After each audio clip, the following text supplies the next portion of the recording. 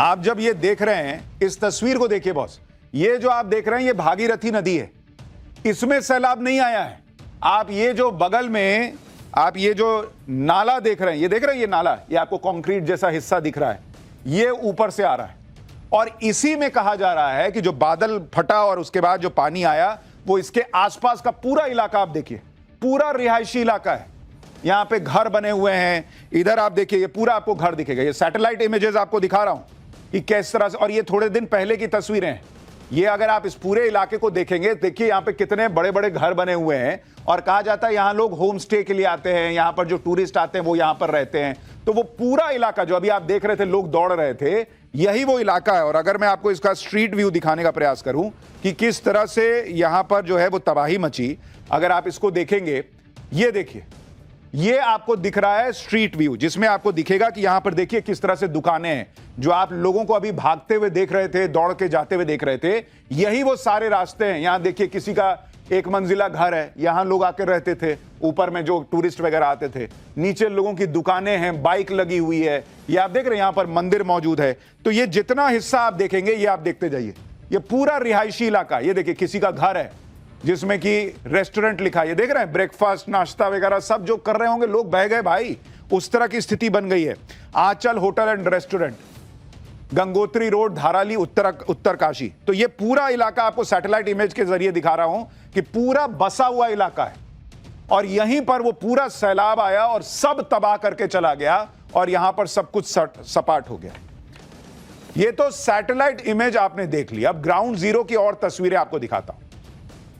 जैसे दो तस्वीरें देखिए, पहली तस्वीर तबाही से ठीक पहले की है और दूसरी तस्वीर तबाही के बाद की है। पहली तस्वीर में राइट साइड पर जो बिल्डिंग्स दिख रही हैं, दूसरी तस्वीर में वो पूरी तरह से गायब हो गई हैं। आप देख रहे हैं, जब तबाही आ रही है तो आपको वहां पे जो कंस्ट्रक्शन दिख रहा है और उसके बाद अगर आप कंपैरिजन कीजिएगा तो वो कई उसमें से इमारतें गायब हो गई, पूरी तरह से कई इमारतें गायब हो गई। सिर्फ मलबे का सैलाब वहां पर दिख रहा है। कंपैरिजन कीजिए आप दोनों को। ये तस्वीर हम यहां स्क्रीन पर दिखा सकते हैं। अगर आइए आपको यहां पे दिखाता हूं, जरा इन दोनों तस्वीरों को आप कंपेयर कीजिएगा तो आपको पता चलेगा कि किस तरह से यहां पर भयंकर तबाही मची। अब आप जरा इस तस्वीर को देखिए, इसका स्टिल शॉट डालिए, जो अभी हमने स्टिल शॉट दिखाया था उसमें आपको दिखेगा कि कैसे तबाही मची है तब और अब की तस्वीर। और जरा इसको अगर आप देखेंगे, यहां देखिए, यहां पूरा आपको घर का दिख रहा है और ये पूरा जो है वो सफेद हो रखा है बादल फटने के बाद। तो वो पूरा इलाका खाली हो गया है। पहली तस्वीर में सड़क के किनारे जो बिल्डिंगें दिखाई दे रही थी, उसकी दूसरी तस्वीर में उनकी जगह सिर्फ मलबा और पानी दिखाई दे रहा है। तो दोनों ही वीडियो आपको बता रहा हूं एक साथ, ताकि आपको पता चल सके कि भाई बादल जो फटा और उसके बाद जो तबाही मची उसने कैसे वहां पर मतलब जिंदगियां खत्म कर दी। एक साथ लाखों टन पहाड़ी मलबे ने पूरे गांव को तहस नहस कर दिया। अंदाजा लगाना भी मुश्किल है कि इस मलबे में कितने लोग दब गए होंगे। यह तस्वीर देखिए, तबाही की इन तस्वीरों के बीच एक चमत्कार भी हुआ बॉस। ये वीडियो देखिए, इतनी भीषण तबाही की चपेट में आने के बावजूद ये शख्स जिंदा बच गया, जो मलबे से बने दलदल में रेंगता हुआ, घिसटता हुआ बाहर निकलने की कोशिश कर रहा है। देख रहे हैं आप, जैसे आपको याद होगा एयर इंडिया का प्लेन जब क्रैश हुआ था तो दुनिया हैरान रह गई थी कि एक व्यक्ति उसमें से बच के आग में से जिंदा निकल के आ गया। यहां उस भयंकर सैलाब में जिसमें इमारतें नहीं बची, कुछ नहीं बचा, उसमें आप देखिए ये आदमी जिंदा बच गया। इस वीडियो में आगे एक शख्स भागता हुआ दिखाई देता है। भयानक सैलाब के बाद जिंदा बाहर निकलते लोगों की ये तस्वीरें किसी चमत्कार से कम नहीं। धराली गांव में बादल फटने से जो तांडव हुआ उसकी एक और तस्वीर आपको दिखाता हूं। धराली के पास ही हर्षिल में आर्मी कैंप, बादल फटने के बाद पानी कितनी तेज रफ्तार से नीचे की तरफ आया वो भी आप देखें। ऐसा लग रहा है जैसे किसी ने बांध का गेट खोल दिया है। भयंकर तेजी से पानी नीचे आ रहा और अपने साथ बड़े बड़े पत्थर और बोल्डर भी बहा कर ले जा रहा है। बादल फटने से आई तबाही की तो डरावनी तस्वीरें हैं ही, उससे भी ज्यादा डरावना है बादल फटने से जमा हुआ पानी जो झील की शक्ल लेता जा रहा है। धराली गांव में बादल फटने से जो सैलाब आया अब वो नीचे की तरफ जा रहा है। सैलाब के पानी से नदी ने विशाल झील का रूप ले लिया है। धीरे धीरे इसका पानी बढ़ता जा रहा है। सवाल यह है कि झील का पानी कहीं तो जाएगा और जहां जाएगा क्या वहां भी विनाश फैलाएगा। धराली के पास हर्षिल आर्मी कैंप है। यहां पर भागीरथी नदी का बहाव रुक गया है और इस वजह से हर्षिल कैंप के हेलीपैड के पास लगातार पानी बढ़ रहा है। आपको मैप के जरिए दिखाता हूं कि कैसे बादल फटने के बाद पानी धराली से हर्षिल तक पहुंचा।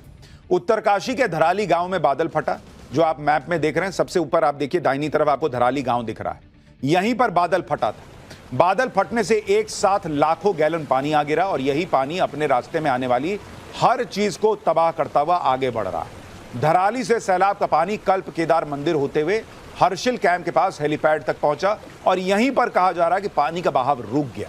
और यह टेंशन की बात है, क्योंकि पानी लगातार जमा होता जा रहा है, जो किसी भी समय बड़ी आपदा का कारण बन सकता है।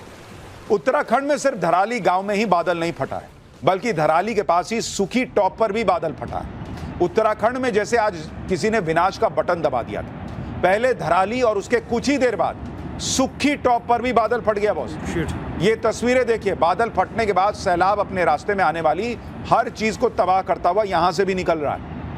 तो एक साथ दो बादल फटने की घटनाएं हो गई। ये देखिए, धराली गांव में बादल फटने के बाद राहत और बचाव का काम भी तेजी से शुरू हुआ। सेना ने फौरन रेस्क्यू ऑपरेशन शुरू किया।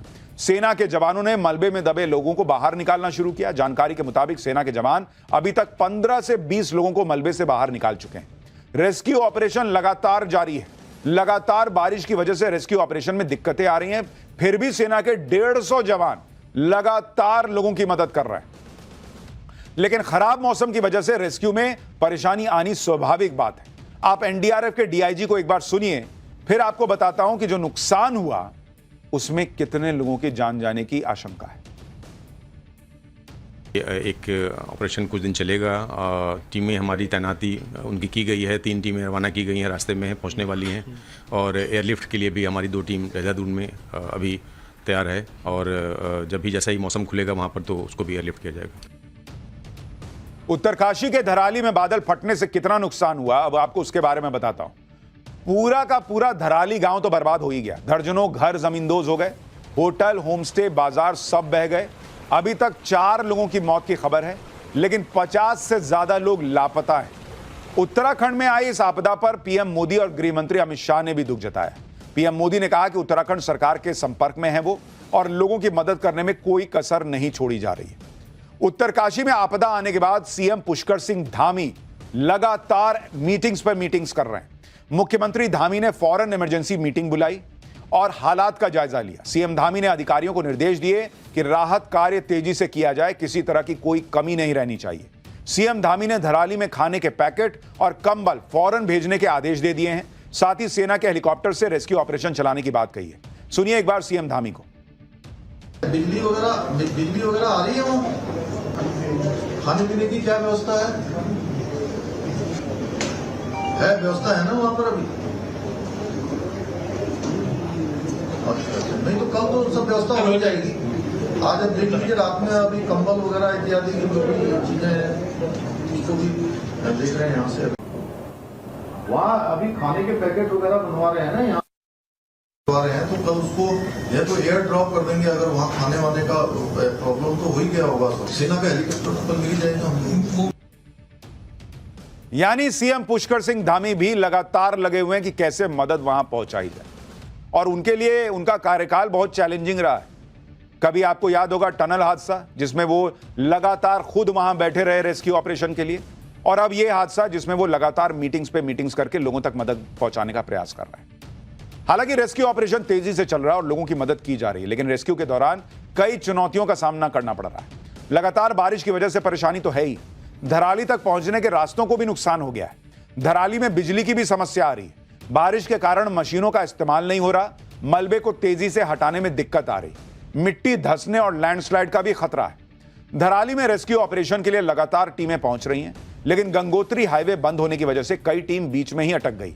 देखिए गंगोत्री नेशनल हाईवे से हमारी ग्राउंड रिपोर्ट। इस समय जो हम हैं गंगोत्री नेशनल हाईवे के नेताला में, जहाँ जो लैंडस्लाइड है उसकी वजह से जो गंगोत्री नेशनल हाईवे वो पूरी तरह से बंद हो चुका है, जिसके चलते जो रेस्क्यू टीमें हैं वो यहाँ पे फंसी हुई हैं। आप मेरे पीछे देख सकते हैं कि ये जो जिलाधिकारी हैं, जो एनडीआरएफ, एसडीआरएफ और जो जिला प्रशासन जो जिला मुख्यालय से मूव हुए थे धराली जाने के लिए, वो भी अभी नेताला के पास ही फंसे हुए हैं। और लगातार जो जिले में बारिश है वो जारी है, और जो नदी का जो जल स्तर है वो लगातार बढ़ रहा है। और लेकिन जो धराली में है, जो वहाँ पे जो स्थानीय पुलिस थी, जो स्थानीय प्रशासन या एसडीआरएफ की जो टीमें जो हर्षिल में मौजूद थी वो रेस्क्यू में लगी हैं, और जो जिला अस्पताल की टीम है वो रेस्क्यू में लगी हुई हैं।